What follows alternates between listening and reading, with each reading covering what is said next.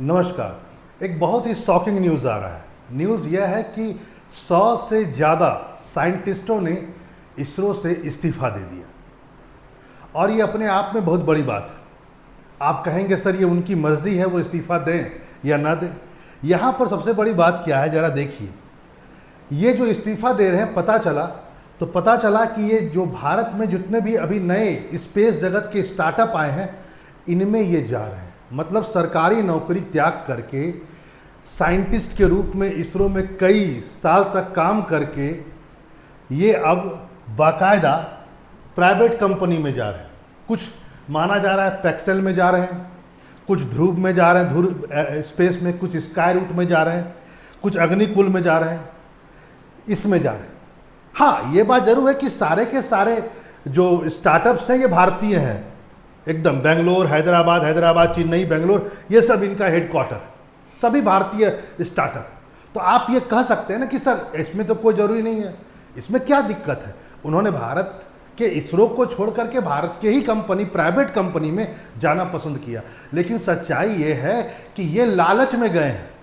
इन कंपनियों ने उन्हें बहुत ज़्यादा पैसा ऑफर किया है और ये लालच में गए। तो प्रश्न उठता है कि क्या ये साइंटिस्ट सच में भारत को धोखा नहीं दे रहे हैं। मैं यहाँ पर बहुत जिम्मेदारी के साथ कह रहा हूँ कि मैं सभी साइंटिस्टों की बात नहीं कर रहा हूँ, लेकिन ये जो साइंटिस्ट हैं जो बीच मझधार में इसरो को छोड़ करके जा रहे हैं। मैं मझधार क्यों कह रहा हूँ, क्योंकि अभी इसरो कई सारे प्रोजेक्ट पर काम कर रहा है और ये सभी कोई छोटे मोटे हस्तियां नहीं हैं, अपर लेवल के साइंटिस्ट हैं। उनका इस्तीफा देना अपने आप में बहुत कुछ बयां करता है। यहां पर इस बात को भी समझिए कि जो पैक्सेल है या ध्रुव है या स्काई रूट है या अग्निकुल है, ये सभी भारतीय स्टार्टअप हैं। लेकिन जब हम डीप सर्वे करते हैं इन सब में, तो हमें पता चलता है कि इसमें इन्वेस्टर और शेयर होल्डर कई सारे विदेशी कंपनियां हैं। जैसे आप आइए, पैक्सेल में गूगल भी है, रेडिकल वेंचर कनाडा का है, ग्लेड बुक और एमजी क्रिस्टल, लाइट स्प्रिड, ये सभी जो है विदेशी कंपनियां हैं। इसमें से अधिकतर अमेरिकन कंपनी है। आगे आइए, ध्रुव में भी कुछ विदेशी निवेशक हैं। यहां पर आइए, स्काई रूट में सिंगापुर सोवरेंट वेल्थ फंड बहुत बड़ा पैसा लगाया हुआ इसमें।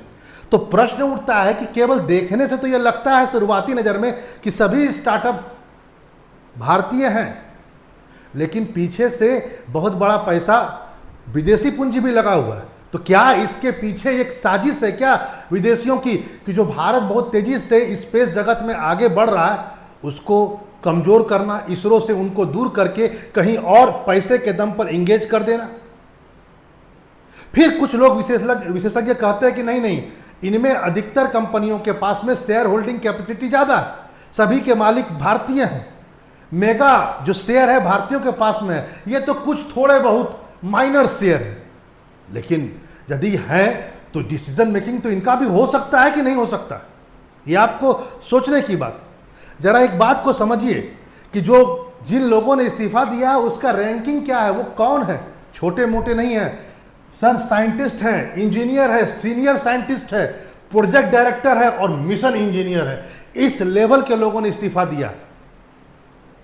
जो लगे हुए थे रॉकेट डिजाइन करने में, जो उपग्रह बनाते थे, जो लॉन्चिंग मिशन को संचालित करते थे और जो नई तकनीक का विकास करते थे, इनसे जुड़े हुए ये लोग थे। इन लोगों ने इस्तीफा दिया। और यदि ये इस्तीफा देते हैं और प्राइवेट कंपनी में बड़ी पैसे की लालच में पहुंचते हैं, तो वही बात नजर आता है कि आज ये हाल उस बाप की तरह है जिसमें बेटा बन तो गया, लेकिन जब पिता ने हजारों रुपए खर्च करके, लाखों रुपए खर्च करके एक बेटा या एक बेटी को बनाया, इस सोच करके कि आगे बुढ़ापे का वह सहारा होगा, बेटा ने बाप को छोड़ दिया। जी हाँ, ये सभी वैज्ञानिकों के पीछे भारत ने बहुत पैसा लगाया है, इनको ट्रेंड किया, इनकी तनख्वाहें कम नहीं है। लेकिन जब आप पूरा ट्रेंड हो गए, भारत ने आपको कई साल लगाए, आप पर कई पैसे खर्च किए और आज आप उसी बाप की तरह, बेटे की तरह बिहेव कर रहे हैं, ये गलत बात है। यहां पर इस बात को समझिए, गगनयान मिशन जो भारत का पहला मानव अंतरिक्ष मिशन है, वो हमारे अभी दहलीज पर है। फिर चंद्रयान 4 जिसमें हमें चंद्रमा से सैंपल लेकर के आना है। आगे देखिए, आगे है एक अंतरिक्ष स्टेशन बनाना BS स्पेस में। फिर मंगलयान 2, ये सब सारी परियोजनाएं अभी संचालित है और ये सभी साइंटिस्ट इसमें काम कर रहे थे। क्या ये परियोजनाएं पर संकट नहीं बढ़ सकता है?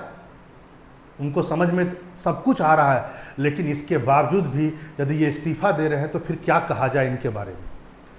हाँ, सरकार का मानना है कि ये नौकरी छोड़ना, सरकार ने आलोचना की, बहुत गलत है, क्योंकि परियोजना की निरंतरता को ये प्रभावित करेगा।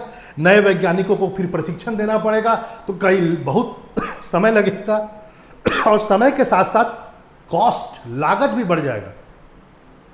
आप पर इतना खर्चा किया गया, विशेष रूप से गगनयान, और यह उस परिस्थिति में हो रहा है जिस परिस्थिति में इसरो के पिछले जो 2 प्रोजेक्ट हैं वो फेल हुए हैं। इसरो पर प्रश्न चिन्ह लग रहा था। आप इसरो का साथ नहीं दे करके उससे भाग रहे हैं। क्या कहा जाए आपके बारे में? आपको पता होगा PSLV C61 और PSLV C62 दोनों मिशन फेल हो गया। एक तो लॉन्च के समय में ही खराब हो गया और दूसरा तृतीय चरण में खराब हुआ, और उस परिस्थिति में आप छोड़ रहे हैं। मतलब जब बाप की करने की बारी आई और है ना, पिता विकट परिस्थिति में है, तो आप छोड़ रहे हैं उसे। ये गलत चीज। यहां पर इस बात को भी समझें कि सरकार ने अब थोड़े से कड़ाई किया। सरकार ने यह कहा कि जो इस्तीफा पहले मंजूर किया जाता था सीधा इसरो के डायरेक्टर के द्वारा, इसरो के केंद्र के डायरेक्टर के द्वारा, वह अब बंद होगा। अब इस्तीफा जो होगा वह यहां से पहले वो जांच करेंगे डायरेक्टर, उसके बाद ये आगे बढ़ेगा और उसके बाद जो है डिपार्टमेंट ऑफ स्पेस, जो मंत्रालय के अंतर्गत में एक विभाग है, स्पेस मंत्रालय के अंतर्गत में विभाग, उसमें जाएगा और वह पूरा देखेंगे, तब उसको रिजाइन देगा। इसका मतलब यह नहीं हुआ कि यह डिपार्टमेंट रोक देगा इस्तीफे को। प्रोसेस लंबा हो गया, बातें बाहर आएगी, परिचर्चाएं होगी, दबाव बनाया जा सकता है साइंटिस्ट पर, लेकिन यदि किसी ने मन बना लिया है तो यह भी रोक नहीं पाएगा। आपकी क्या राय है जरूर कमेंट बॉक्स में लिखिए। वह परिस्थिति जब भारत एक नया स्पेस जगत में कहानी रचने जा रहा था, उस परिस्थिति में भारत के साथ और इसरो के साथ 100 साइंटिस्टों का भारत इसरो को छोड़ना क्या सच है? अच्छा है? जरूर अपने कमेंट हमारे साथ साझा करें। फिर मिलते हैं ऐसे इंफॉर्मेटिव वीडियो के साथ। नमस्कार।